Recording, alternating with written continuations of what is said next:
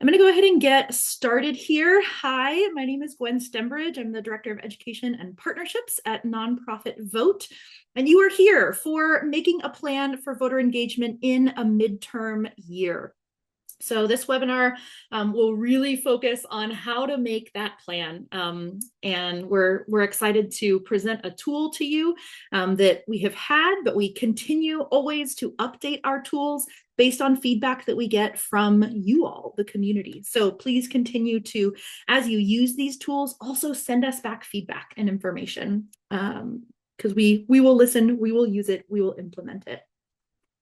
So a couple of reminders here. If you have questions, there will be a section at the end of our time here for some Q&A, some questions and answers. There is a box for you to put your questions in. So if you're looking at the Zoom bar, whatever kind of device you're joining us from, you should see a little box that looks like this that has Q&A there. So please do put your questions there. If you put them in the chat, the only concern is that they might get lost in the shuffle of conversation. So please put them there. That'll help us stay organized. If you are particularly excited about a tool or about one of the projects that we're sharing with you all or a story from a partner, use that react button. So much fun. It's nice to get that encouragement and communication back and forth. And then the chat is open to you all. One of the things I love best about these webinars and about our programming is that we are able to connect people across the country and sometimes within the same state or within the same community, and they just hadn't been working together before. So please do make those connections in the chat, share resources with each other and with us as well. We love that. As a reminder, a recording of this webinar will be sent within a week to everybody who registered, whether or not they were able to attend. And then these recordings also go up on our YouTube page and on our website. So you have access to those. You can rewatch this as many times as you want. And then closed captioning is available via Zoom, also down at the bottom in your Zoom settings. That is there. Great. And just a shout out also to Jack Flynn, who is my colleague who's here supporting as our stage manager for the day. You may see him respond to some of the questions or put things in the chat. Thank you so much, Jack. So now we'll just talk through our agenda for the day. This is your welcome. We're so glad that you're here, that you chose to spend an hour of your afternoon or your morning or your time with us to learn about making a plan for voter engagement. It is not too early to start making a plan. I'll tell you that. It's not too early. We'll share a little bit about who Nonprofit Vote is in case you're not familiar. And then we've got some examples of nonpartisan voter engagement activities. A lot of organizations that we talk with are not sure where to begin. They maybe are a little hesitant about doing voter engagement somewhere. They may think, ooh, is that a little too political? Are we going to, jeopardize our 501c3 status? And it's really, there are so many things that you are able to do that are perfectly within those 501c3 lines and those nonpartisan lines. And so we're going to share some examples of that with you. And then we're going to walk through some tools for how to make a plan. Where do you even begin? How do you even start to think about this? We have a work plan template for you. So we'll walk through that, and it comes in a lot of different formats, just depending on how tech savvy you want to be in that. And then we'll have time at the end for some audience question and answer. And then as we always do, because we are a team of community organizers, we will not leave you without a call to action for your next steps. And then we'll close at the top of the hour. So that's what our time looks like. So starting out, who is Nonprofit Vote? Nonprofit Vote has been around. Hence, our very happy little penguin GIF here has been around for 20 years this year. It's our 20th birthday. The work that we have been doing for those past 20 years is really equipping you all as nonprofits with the tools and resources that you need to engage the communities you serve in voting and to really strengthen our democracy. We believe that when you engage the communities that you are in through those trusted relationships, that we can build a more inclusive and a more representative democracy. And that makes us all stronger and makes our community better. So wanted to just really frame us here around the midterm elections. Some of you may have heard this word thrown around this year and maybe other years as well. Midterm elections. Why do they matter? What are they and why do they matter? Just to ground us in some civics here, midterm elections happen exactly 2 years after a presidential election and 2 years before the next presidential election. So it's that even year that is right between those presidential elections. And this is the time when there are a lot of local elections. And then also there's some congressional elections. There's some state legislators. There's a lot of other folks that are decision makers aside from just the president. And so it's really important that we participate every year. Every year is an election year. And sometimes there are multiple elections within a year, right? Typically, turnout is a little bit lower in these years than presidential elections, which means that those small margins can actually shift that political power. You may have less people showing up for a mayoral election than you did for the presidential election. And so the people that your organization got to show up could really have a big impact in which way that mayoral election goes, for instance. So exactly is on the ballot this year. All of our House seats are up. So all of these congressional seats, 435 of them, about a third of US Senate seats. There are governors, statewide offices, state legislatures are, many of them are up, lots of local offices, school boards, county, all kinds of positions, including some ballot measures. So those things that we get to, where we actually vote directly on the laws as opposed to electing people who then vote on the laws. There are some where we vote directly on that. And then and judges, yes, somebody put in the chat, judges, yes, thank you. That branch too, all three branches of our government. Judges can have a really big impact if you're paying attention to any of the criminal justice reform or actions that are taking place.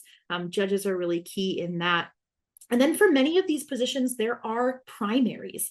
There are primaries that have already happened this year so far, and then there are some that are coming up pretty quickly. So make sure that you take a look. You can visit our friends over at Ballotpedia, our friends at Vote 411. You can find out about what's happening in your specific state.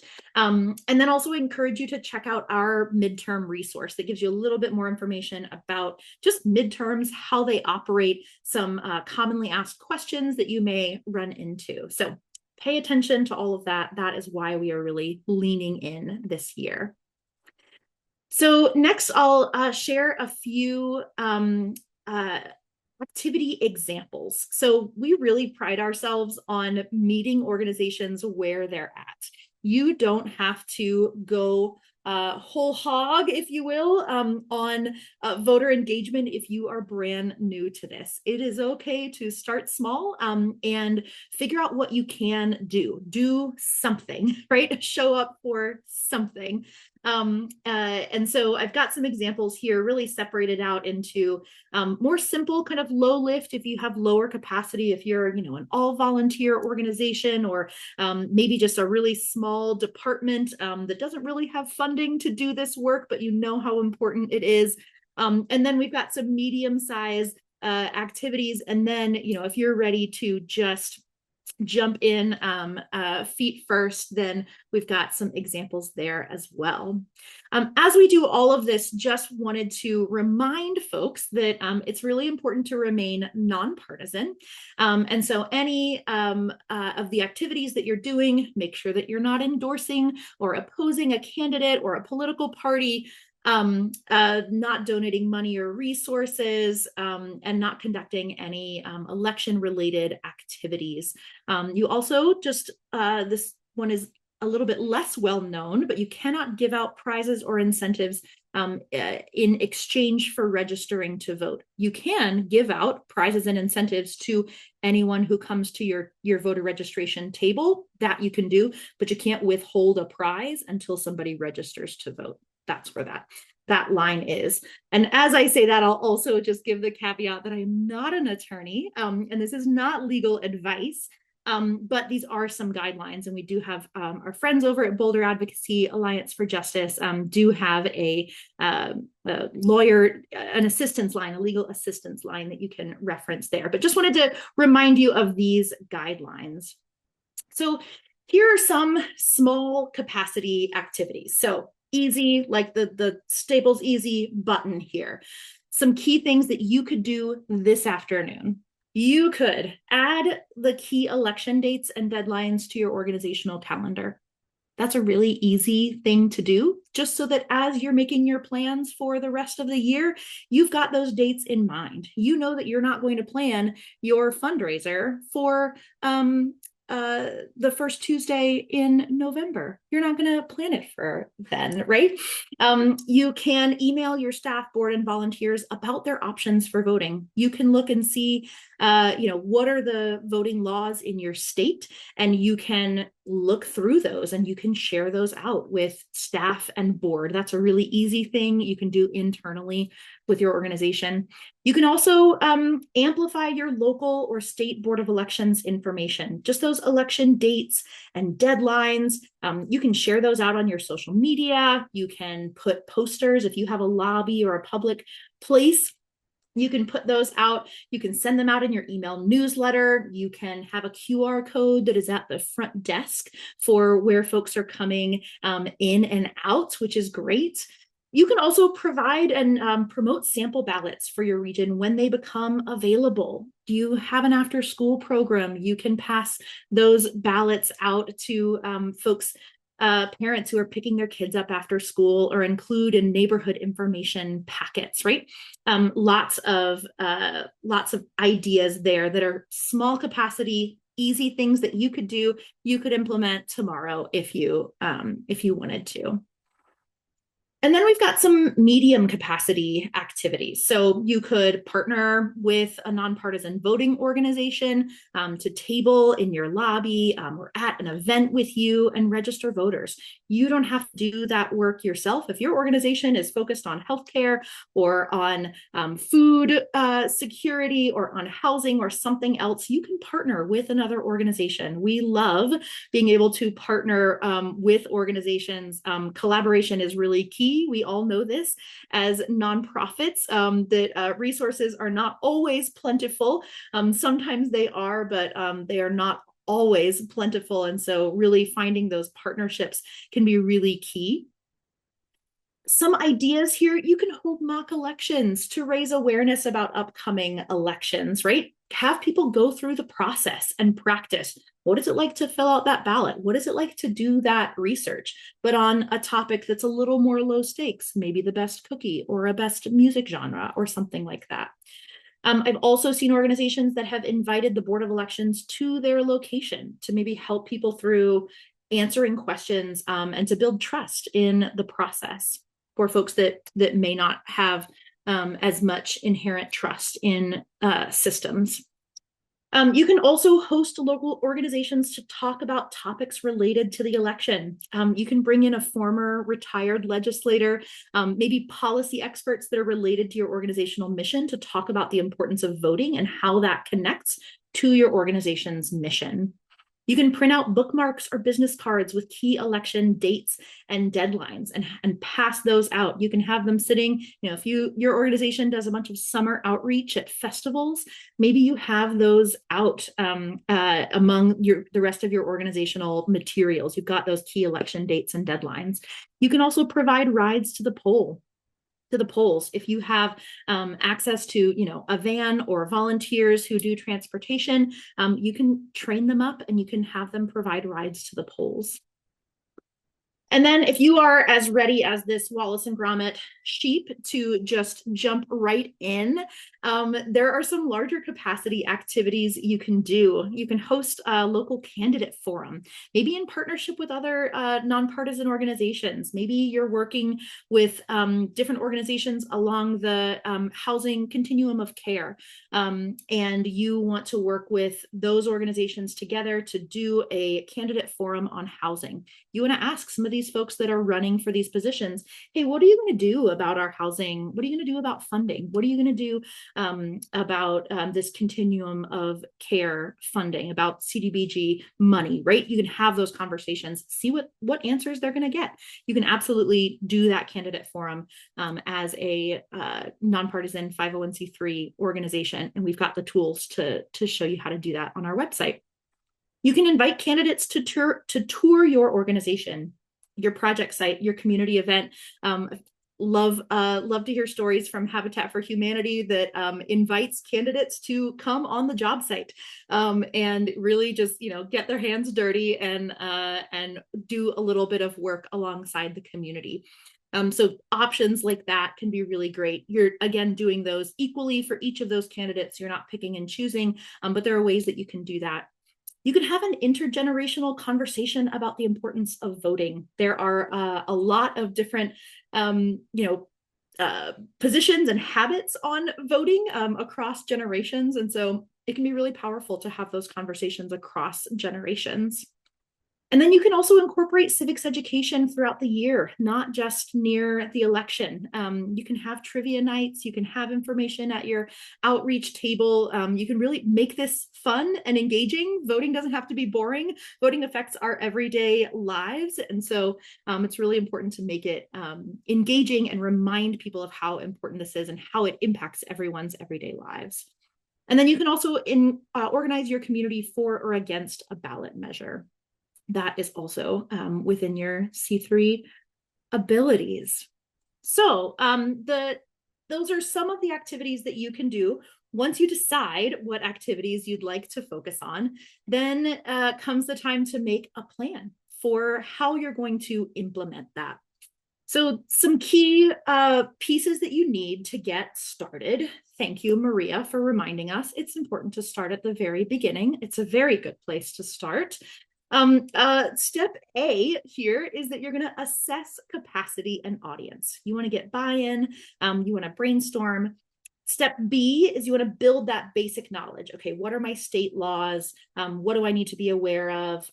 Do I need to do volunteer training, right? Build that basic knowledge. Then C is creating a plan, starting simple, setting goals that'll help you. Even if you don't reach that goal and attain that goal, you may surpass that goal, or you may come right up to it, or you may have set your goal a little bit outside of your capacity, or circumstances may have changed. But if you don't set that goal, then you can't measure that impact, and then impact also what you're going to do in the next year. And then dates is D. Match those activities then with your organizational calendar. I like to work backwards from election day and build from there. So those are the sections that we're going to talk through in this tool. So the next piece here is this work plan template. So my colleague Jack is going to share some links in the chat. And these links go to a tool that we have created to help you walk through what those steps are. It's a tool that you can fill out, you can edit it. It is available in a couple different formats, either as a Google Doc, if that is your speed. If a Word doc is preferable to you, we have that as well. And then if a PDF is easiest, then you can do that as well, and you can print that PDF and access it easily there. You can write on it if you want to. So you're welcome to share that. You're welcome to click those links right now and join, or I'm going to share my screen and walk through the tool right now as we go. So here we go. But this is our making a plan for voter engagement checklist and worksheet. So you want to think about why this work is important, what impact you want this work to have in your community. So this will guide you through the questions to ask. You can either fill this out as you go along, or you can just use this to really think through. I've got some reminders here about why nonprofits should do voter engagement, because I think every nonprofit can and should do nonpartisan voter engagement. There are very few exceptions that have to do with some federal funding, and only if that federal funding is limited. But really, the majority of organizations are able to do some type of voter engagement.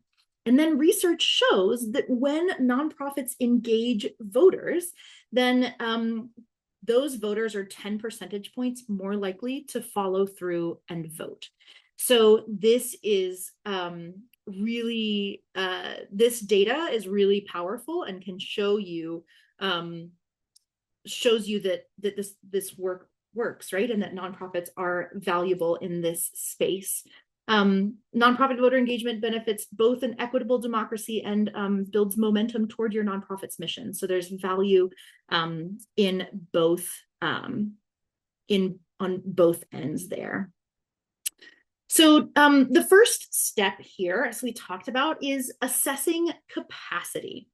So you'll need to get buy-in from whoever else on your team you work with. And you want to really think through and be prepared for some questions, and be prepared for that why. If you go to your executive director, for instance, you may get some questions back. And they may say, why are we doing this? Why is this important? What on earth, why would we do this? This seems controversial, or this seems, whatever feedback you might get. So I want to invite folks to just brainstorm a little bit. There are a few community benefits and organizational benefits we've listed here, but can you just add in the chat here, what are some of the community benefits aside, or in addition to what is listed here, what are some of the reasons that a nonprofit would do voter engagement and that would benefit the community? We're just going to focus on the community benefits right now. And just invite you to add in the chat, just add to this list. What are the community benefits to doing voter engagement? Being educated about issues. Yes, absolutely. The community is not often as connected there. Empowers communities. Yes. Increases voter turnout in general. Yeah. The people who are most directly affected. Absolutely. Absolutely. I love that. Thanks, y'all. Yeah, people feel more comfortable. Oh, thank you. Is it Kaylee? Kaylee. People feel more comfortable asking what they deem silly questions in an in-person conversation. Yes, absolutely. With somebody that they know, that they trust. Love that. Create expectations for voting. Yes, a culture of voting. The expectation is that you vote. This is what we all do. Great. And then organizational benefits. What are some of the organizational benefits that you might see from doing voter engagement? What are some of the ways that your organization can benefit in addition to the ones that we've listed here?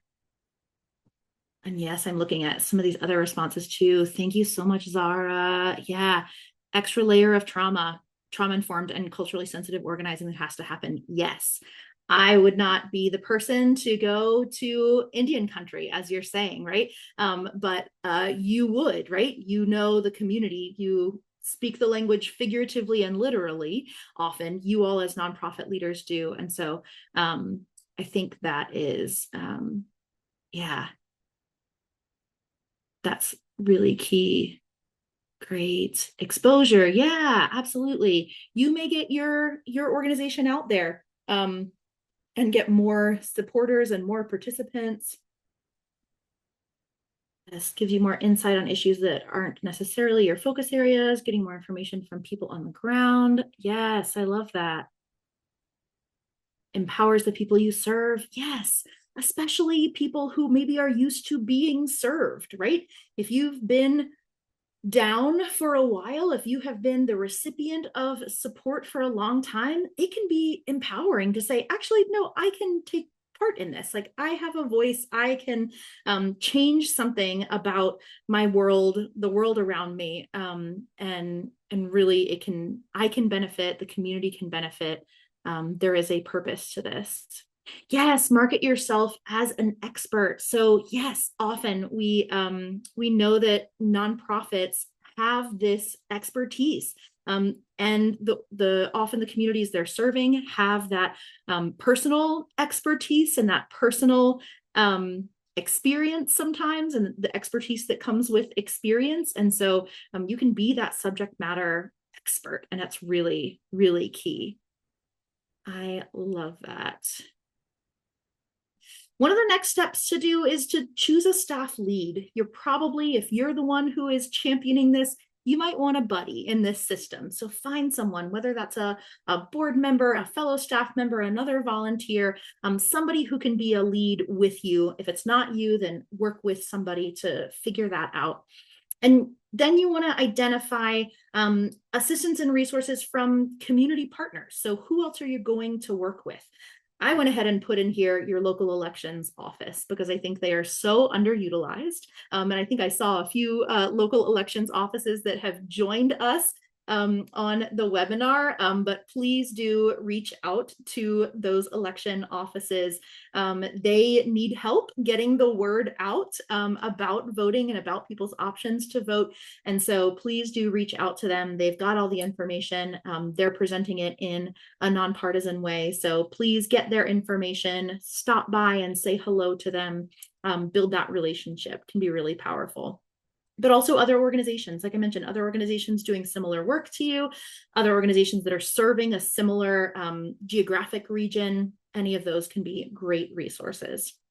And then pick a time to bring this idea to your team. This is just part of the planning process and us helping you think through what's going to, making this real, making this concrete, actually helping you get to the next steps. So as we talked about, B is the next step, building relevant knowledge. So I've got a lot of links that are in this. And so when you're able to see it, you'll be able to click those links and open them up.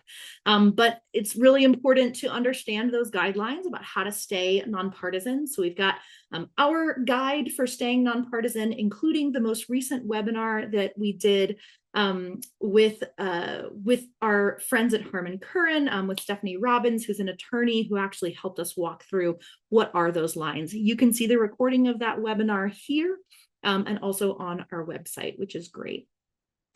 And then you can also, I put here the link to our friends at Alliance for Justice and Boulder Advocacy, or consult your organization's legal counsel to get a sense of that. You'll also, though, want to learn about voting in your state. What are those important dates? What are the ways that people can vote? Can they vote by mail? When is that date that they need to request their ballot by? When are those sample ballots available? When can you find out what your polling place is? When do you need to check and make sure that your polling place hasn't changed to a different place than it has been for the past 20 years? You've been voting at the same local school or something like that. So you want to just really pay attention. We have a great tool that's the Voting in Your State tool that we do in partnership with the Fair Elections Center and with our friends at National Voter Registration Day. And it walks you through how to do a voter registration drive in your state. Those are being updated right now because we're waiting for state legislatures to make their updates to the law. But those will be out in June. The updated versions will be out in June. So please do check those out. And then also, you may have heard a little bit about USPS and about the potential longer time frame that it may take to get something postmarked. We've got a blog here with some details about that, but in general, you want to make sure that you're getting your ballot in at least a week before Election Day is kind of the best practice. And you want to get it postmarked ahead of time. It is no longer good enough to have it postmarked or to put it in the mail by a certain day. It may be the next day until it actually gets postmarked. So take a look at our blog there to get those details. But you want to put these dates in, you want to get these dates in your mind, get these dates on your calendar. When is the general election? Is there, runoff, or are there special elections? Is there likely to be a runoff? When are the primaries? You want to get all of those dates into your calendar, figure out what they are. And then it's great to just have access to your state elections office, your county elections office, where to access a sample ballot, just some of these links, you really want to have them handy. And then step C is creating that informed plan. So figuring out who your target audience is. I put some examples here in the tool. So groups that you may engage volunteers. So strengths of engaging volunteers would be that there are flexible schedules, that they can sometimes work outside of staff hours. Some challenges, though, with working directly with volunteers would be that you need a volunteer manager, or you need a partner organization, or you need to train those volunteers. But they can be really, really powerful advocates. So check out, see what your target audience might be, and then select those opportunities for engagement. So this first yellow box is about your clients, your program participants. So where could you engage your clients and program participants? Could it be are there folks that are in your waiting rooms? Could you do this as part of client meetings? Are there fundraisers that you're doing? Is there an intake process? Is there tabling and outreach that you're doing? Think about all of those different places. Put in here the approximate number of people that you might be running into there. This is all about setting goals. Again, you don't have to fill all of these out if that's not as helpful for you, but it really can be helpful to think through all the different places that you're interacting with the community to help you build that plan. And then opportunities to share information even internally with staff and board and volunteers. Can you, send out as you're sending out your board agenda, can you send out some links to register to vote? Make sure that everybody on your board is registered. Make sure that everybody on your staff has had the chance to register. Team meetings, all staff meetings, maybe there's an end of day volunteer debrief where, a bunch of volunteers just sorted food at the food bank, and you have a conversation and say, hey, it's really important that, everybody shows up to vote, because a lot of the people that we are voting for are going to impact the funding that we have to access the food that you all just sorted that is going to go to communities that need it. So think about all of those opportunities to incorporate that. And then also within your communications. So many of you organizations have a social media presence. Can you amplify what is coming from your local board of elections? That is one of the easiest ways to just repost your local elections information directly from your board of elections, which sometimes has a social media presence, but if not, you can copy and paste from their website usually, and just get that information directly into the hands of your community and your followers. So you want to think about all of those things. And then you've got this total number that might be a lot more than you anticipated, might be a lot more than you thought you could engage on a given day or time, or within a month. So, and then the next step here is that you want to create a timeline for that plan to, again, make it more and more concrete. It's really easy to think, oh, it would be so great to engage all of these voters. But if you're not getting it into the timeline and figuring out all of those steps, then it's not typically going to happen. So we've got just a format here. This page has an example plan where we've put just a bunch of sample ideas to really formulate this out. That's what I'm going to focus on here, but I will tell you that there is also a blank version that is below. So as you see this, where you can go and fill out, you'll have that when you have access to this document. So like I said, I find it really helpful to kind of count backwards. So election day, you're going to put in what the date is for election day. I didn't fill it out here because some of you might do this for primaries or for other elections that are happening. So you're going to put in the election day there. You're going to put in the week before, 2 weeks before that, and so on. You can put in here some of the deadlines or important dates that are happening that coincide with that. So when does early voting start? Or when is the registration deadline, and then early voting would start. I need to switch those. I will do that. Caught my own typo here, but your vote by mail deadline, when is that deadline? You can put all of those dates and times in there. And then I put in here just a theme. What are you doing around the time for each of these weeks? You want to engage potential voters. Then you want to get them vote ready, make sure that they are registering, make sure that they've got information about voting by mail. A couple weeks out, you'll want to see what's on your ballot. Then you want to do some get out the vote after folks are registered. Make sure that they are showing up to the polls for election day. All kinds of examples here. You can, have a letter from your leadership. We've got samples. Again, we're not just throwing you out with this one tool. I'm not throwing this one tool out to you without wrapping it around with a bunch of other tools to make sure that you can make this happen. We've got a bunch of tools on our website, even things like a sample letter from your leadership on the importance of voting. So all kinds of tools are there, and ideas. We've got case studies, we've got stories from organizations. So please do check all of those things out. So this is the tool. This is a very comprehensive tool for doing voter engagement planning for nonprofits. So I hope that this is helpful for you. Again, we'll get access and all of these links, and they will be attached. The tool will be attached to the follow-up email that we'll send to you to make sure you have access.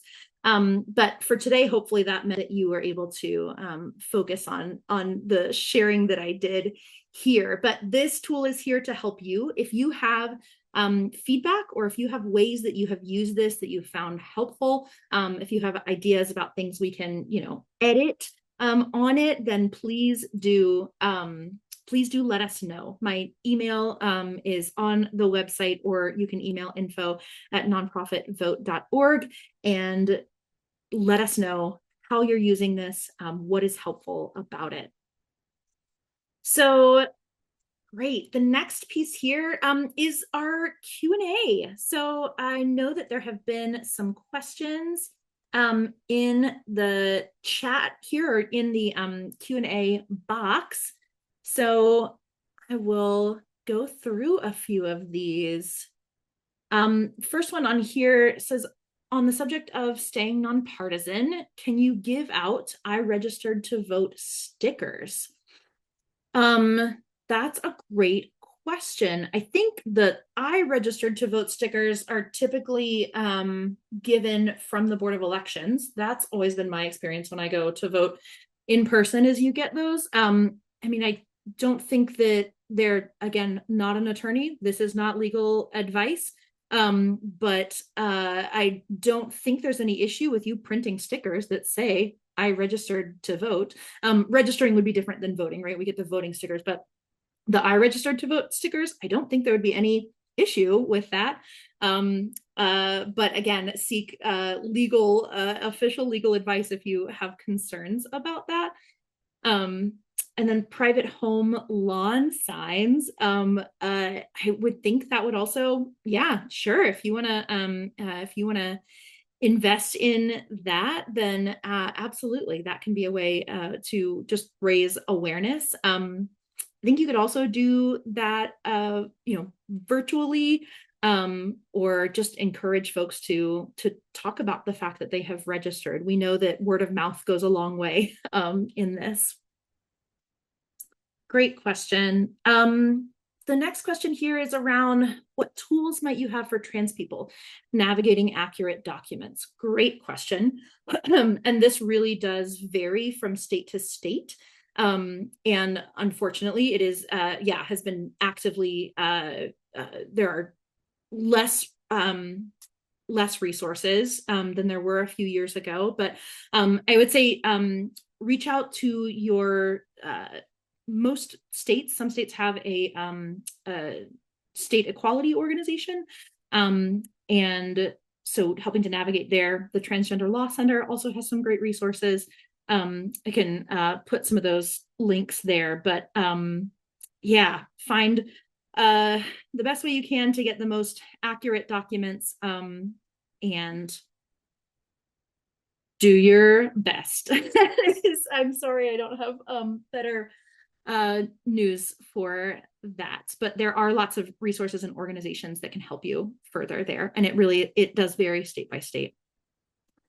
How exactly do we partner? Oh, with nonprofits. Essentially, what are the steps? Do you provide funding, etc.? Great question.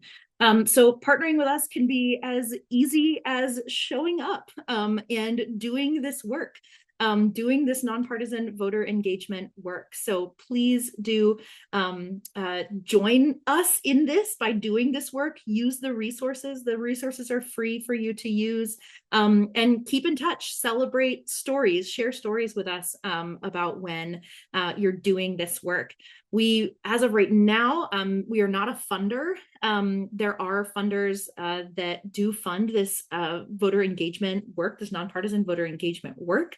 We have another initiative called Philanthropy for Voter Engagement, where we're trying to get more funders to do this work. But that is how you partner. You can just sign up for these webinars, sign up to be on our list, and do this work alongside us. We do have trainings that we offer, more customized trainings. So if you're interested in that for your organization, there's a training and assistance section on our website. And I bet Jack can share that in the chat in just a few minutes. But yeah, all kinds of trainings. We've done toolkits, co-branded toolkits with organizations. We're really here to support you in whatever way we can. And the next question on here, can nonprofits support proposals like a local library millage? So like a ballot initiative, I think is where this question is going. And absolutely, nonprofits can support ballot initiatives, either referenda or proposals. Absolutely, that is very separate from candidate engagement. From supporting a candidate. Supporting a ballot measure is nonpartisan, so you can absolutely do that. And oftentimes, those issues are really directly impacting nonprofits and the folks that you're serving. Our friends over at BISC, the Ballot Initiative Strategy Center, are great resources for learning more about what nonprofits can do for ballot initiatives. They have been on a webinar with us before, and I'm hoping to get them back on, but definitely recommend reaching out to them if you're interested in doing that. These are some great questions. Excellent. Any other questions that are here? I will remind folks that this webinar was being recorded and will be shared out in an email after the webinar. So great questions. Thank you all so much. I'm gonna move to the next piece here, which is part of our birthday celebration. The next webinar that you'll see here is May 20th, and it is a rally of the sector. This is our big hoorah, celebrating and rallying our community around a couple of things. So one, as we talked about, we have a 20th birthday to celebrate of Nonprofit Vote. 20 years we've been doing this work. It is also America's 250th birthday. So many birthdays, so much cake, so many balloons. And so we're celebrating all of those things, but we're also making sure that our nonprofit sector is rallied and ready to go for these midterm elections. So we've got some really exciting speakers. We've got Akila Watkins from Independent Sector. We've got Diane Yentl from the National Council of Nonprofits. We've got Matthew L. Evans from United Philanthropy Forum. And we have our own executive director, Brian Miller, from here at Nonprofit Vote, along with a bunch of other speakers from the state and local level partners. This is going to be a high energy, high action webinar, but really, really excited about that. And the registration link will be both in the chat and then also in the follow-up email. But please plan to join us for that on May 20th at 2 p.m. That is a Wednesday, just like we do our webinar Wednesdays. But please do plan to join us there. And then I'll close us out with our call to action. Your call to action is invite a colleague to Rally the Sector. Sign up for Rally the Sector yourself and invite a colleague. If they have been a little hesitant, if you've been, thinking about doing this voter engagement work, but not sure and looking to really jump in, this is a great opportunity to do that. You'll hear lots of examples of organizations doing this work, and then really hear the all call to do this. And then along with that, speaking of partners, our friends over at National Voter Registration Day have officially opened their portal to register as a community partner. They kicked off last month. So please do sign up for National Voter Registration Day and make sure that you're able to do that. Lots of free resources again, swag, talk about stickers, all the fun things there. So please do sign up and join there. As always, you'll get a link to a webinar survey on your screen after this webinar. We really do read them, and they do help us to inform the next webinars and the next programming that we offer. So that's it for our time. Thank you so much for your time and for joining us. Again, thanks for your patience with the tool. We will make sure that it gets out in an accessible format and multiple accessible formats here. And we're so excited to hear from you about how you're using it, and then also feedback from you. We can't do this work without your support showing up. These resources are free thanks to generous support of people. And so we also welcome support in multiple ways, including financial, if you are led to do that. Thanks again to Jack so much for answering questions, for navigating everything and being a support from the stage management perspective. So thank you all so much. Have a wonderful rest of your day, and we'll see you on May 20th. Thanks.